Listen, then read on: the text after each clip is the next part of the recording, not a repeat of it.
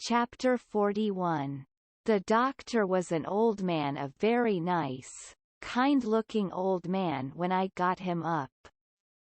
I told him me and my brother was over on Spanish Island hunting yesterday afternoon, and camped on a piece of a raft we found, and about midnight he musta kicked his gun in his dreams, for it went off and shot him in the leg. And we wanted him to go over there and fix it and not say nothing about it, nor let anybody know, because we wanted to come home this evening and surprise the folks. "Who is your folks?" he says. "The Phelpses, down yonder." "Oh," he says.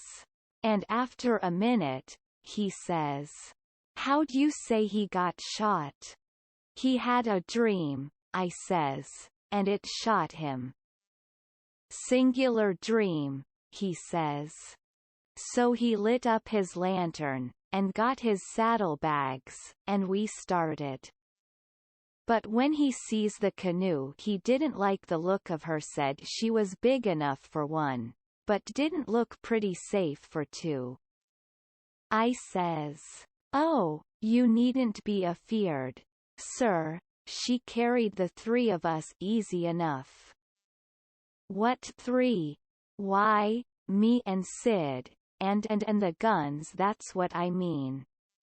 "Oh," he says. But he put his foot on the gunwale and rocked her, and shook his head, and said he reckoned he'd look around for a bigger one. But they was all locked and chained, so he took my canoe, and said for me to wait till he come back, or I could hunt around further, or maybe I better go down home and get them ready for the surprise if I wanted to. But I said I didn't, so I told him just how to find the raft, and then he started. I struck an idea pretty soon. I says to myself, "S'posen he can't fix that leg just in 3 shakes of a sheep's tail, as the saying is? S'posen it takes him 3 or 4 days. What are we going to do? Lay around there till he lets the cat out of the bag? No, sir, I know what I'll do. I'll wait, and when he comes back, if he says he's got to go any more, I'll get down there, too. If I swim, and we'll take and tie him, and keep him, and shove out down the river, and when Tom's done with him we'll give him what it's worth, or all we got, and then let him get ashore." So then I crept into a lumber pile to get some sleep, and next time I waked up the sun was away up over my head. I shot out and went for the doctor's house, but they told me he'd gone away in the night some time or other, and warn't back yet. Well, thinks I, that looks powerful bad for Tom, and I'll dig out for the island right off. So away I shoved, and turned the corner, and nearly rammed my head into Uncle Silas's stomach. He says, "Why, Tom, where you been all this time, you rascal?" "I hain't been nowheres," I says. "Only just hunting for the runaway nigger, me and Sid." "Why, wherever did you go?" he says. "Your aunt's been mighty uneasy." "She needn't," I says, "because we was all right. We followed the men and the dogs, but they outrun us, and we lost them, but we thought we heard them on the water. So we got a canoe and took out after them and crossed over, but couldn't find nothing of them, so we cruised along up shore till we got kind of tired and beat out and tied up the canoe and went to sleep, and never waked up till about an hour ago. Then we paddled over here to hear the news, and Sid's at the post office to see what he can hear, and I'm branching out to get something to eat for us, and then we're going home." So then we went to the post office to get Sid, but just as I suspicioned, he warn't there, so the old man he got a letter out of the office, and we waited a while longer, but Sid didn't come, so the old man said, "Come along. Let Sid foot it home, or canoe it," when he got done fooling around, but we would ride. I couldn't get him to let me stay and wait for Sid, and he said there warn't no use in it, and I must come along, and let Aunt Sally see we was all right. When we got home, Aunt Sally was that glad to see me, she laughed and cried both, and hugged me, and give me one of them lickings of hern that don't amount to shucks, and said she'd serve Sid the same when he come. And the place was plumb full of farmers and farmers' wives, to dinner and such another clack a body never heard. Old Mrs. Hotchkiss was the worst, her tongue was a-going all the time.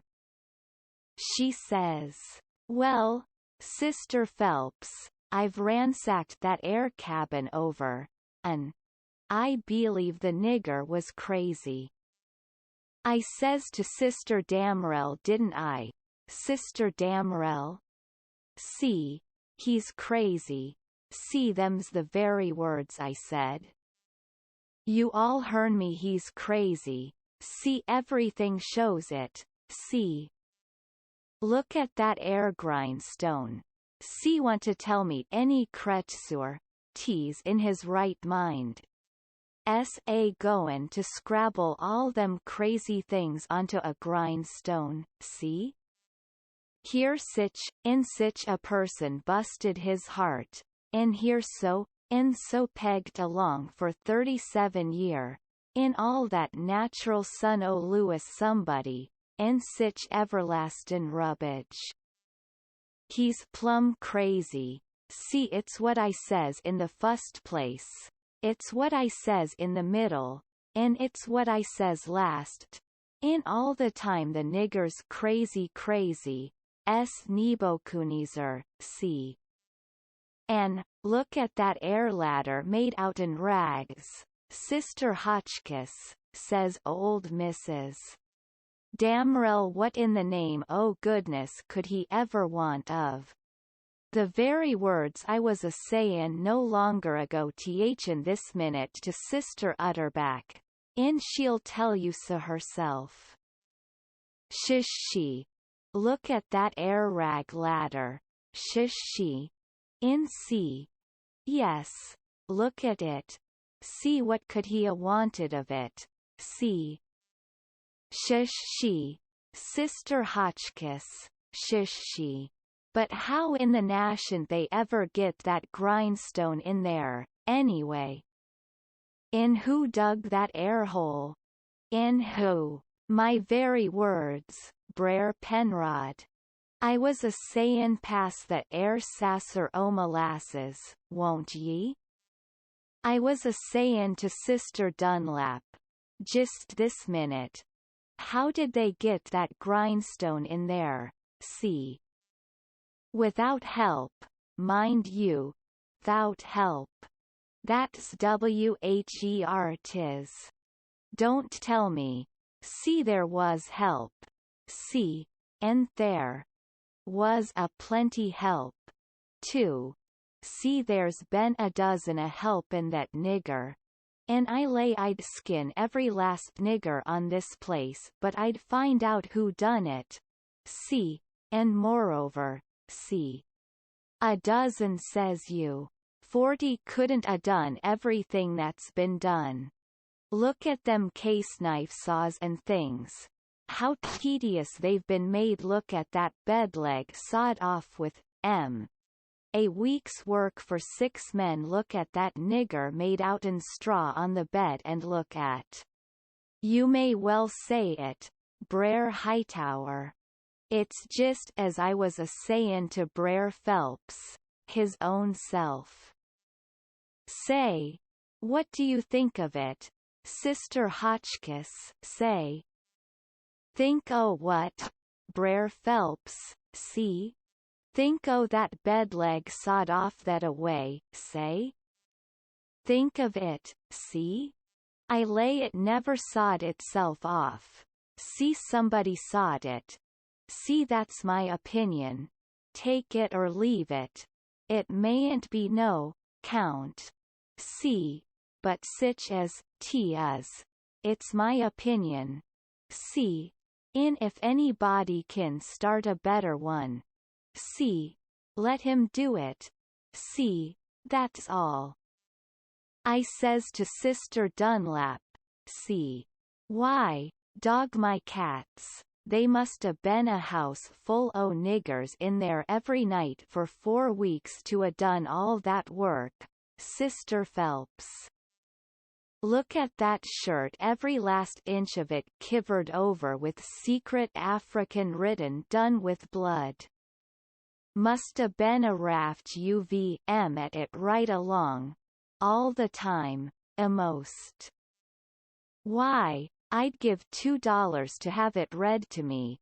In as for the niggers that wrote it, I'd take, an lash, teal. People to help him, Brother Marples. Well, I reckon you'd think so if you'd a been in this house for a while back.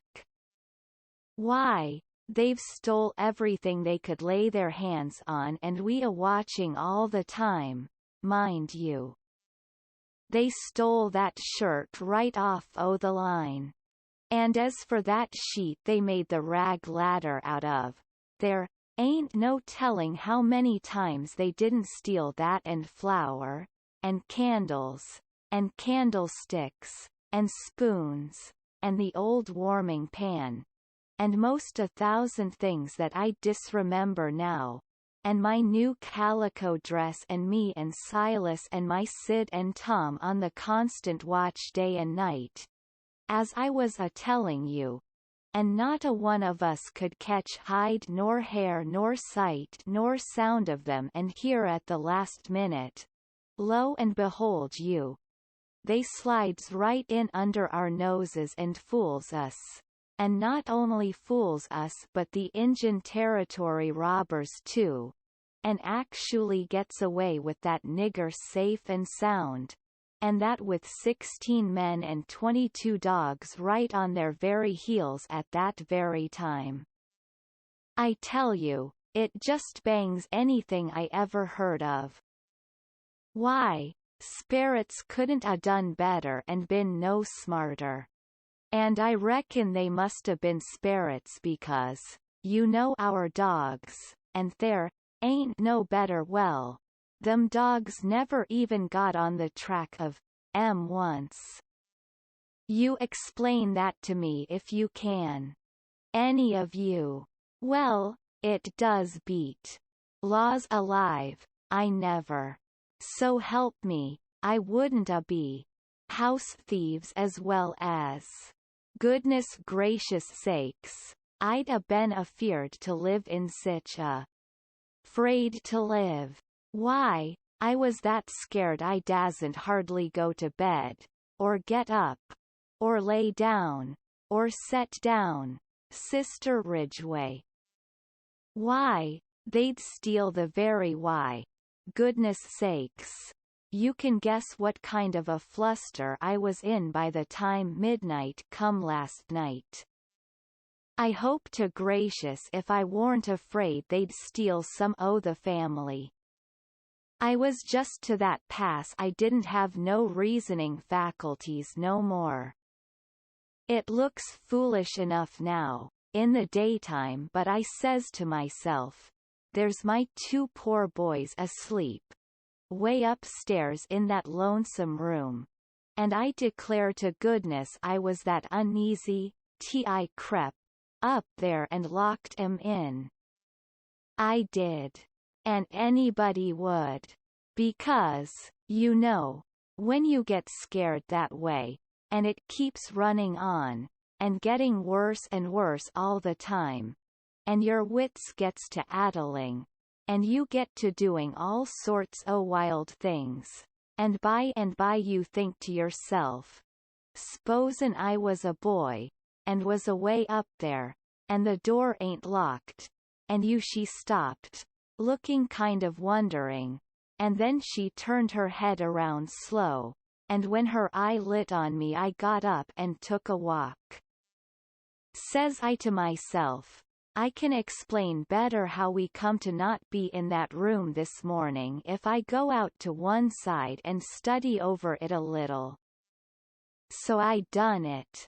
But I dasn't go fur, or she'd a sent for me. And when it was late in the day the people all went, and then I come in and told her the noise and shooting waked up me and Sid, and the door was locked, and we wanted to see the fun, so we went down the lightning rod, and both of us got hurt a little, and we didn't never want to try that no more.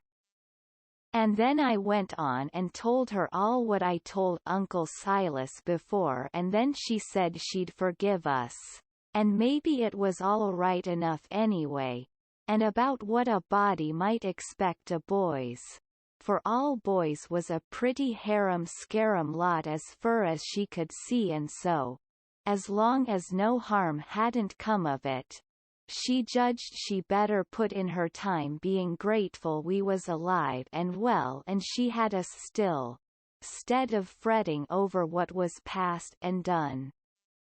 So then she kissed me, and patted me on the head, and dropped into a kind of a brown study and pretty soon jumps up, and says, "Why, loss o' mercy, it's most night, and Sid not come yet. What has become of that boy?" I see my chance, so I skips up and says, "I'll run right up to town and get him," I says. "No you won't," she says. "You'll stay right wher, you are ones enough to be lost at a time. If he ain't here to supper, your uncle, LL go." Well, he warn't there to supper, so right after supper Uncle went. He come back about 10 a little bit uneasy, hadn't run across Tom's track. Aunt Sally was a good deal uneasy, but Uncle Silas he said there warn't no occasion to be, boys will be boys, he said, and you'll see this one turn up in the morning all sound and right. So she had to be satisfied. But she said she'd set up for him a while anyway, and keep a light burning so he could see it. And then when I went up to bed she come up with me and fetched her candle, and tucked me in, and mothered me so good I felt mean, and like I couldn't look her in the face, and she sat down on the bed and talked with me a long time, and said what a splendid boy Sid was, and didn't seem to want to ever stop talking about him, and kept asking me every now and then if I reckoned he could a got lost, or hurt, or maybe drownded, and might be laying at this minute somewheres suffering or dead, and she not by him to help him, and so the tears would drip down silent, and I would tell her that Sid was all right, and would be home in the morning, sure, and she would squeeze my hand, or maybe kiss me, and tell me to say it again, and keep on saying it, because it done her good, and she was in so much trouble. And when she was going away she looked down in my eyes so steady and gentle, and says, "The door ain't going to be locked, Tom, and there's the window and the rod, but you'll be good, won't you? And you won't go? For my sake." Laws knows I wanted to go bad enough to see about Tom, and was all intending to go, but after that I wouldn't a went, not for kingdoms. But she was on my mind and Tom was on my mind, so I slept very restless. And twice I went down the rod away in the night, and slipped around front, and see her setting there by her candle in the window with her eyes towards the road and the tears in them, and I wished I could do something for her. But I couldn't, only to swear that I wouldn't never do nothing to grieve her any more. And the third time I waked up at dawn, and slid down, and she was there yet, and her candle was most out, and her old grey head was resting on her hand, and she was asleep.